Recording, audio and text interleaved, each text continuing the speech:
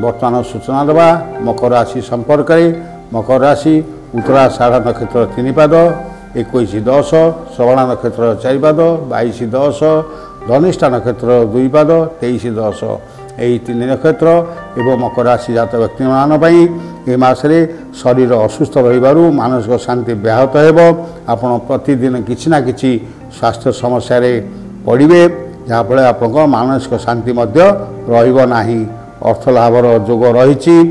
संतान वर्ग में उन्नति परिलक्षित हो। क्रोध को आप निज नियंत्रण रखु नतु आप निश्चित भाव हईराण हे। अंतर्ज्ञान एवं सृजन शक्तिर विकास घटव। सभा समिति जोग दिए आप प्रशंसित हे। आर्थिक समस्या समाधान हो। रचनात्मक कार्य आप मन रौसी गुप्त शत्रु सक्रिय हो पारती तेणु आप से सतर्क रे। मासर शेषार्धे आपणकर भाग्योदय हो पारे। जड़े अजना व्यक्ति साहाय्य आपण को नूतन परिचय देव। ये राशि जात महिला माने रक्षणशीला हेबे एवं छात्र छात्री ने पाठरे उन्नति करेंगे। आपण शुभ रंग होची कला एवं सतर्कता दिवस होची जून 2, 3, 4।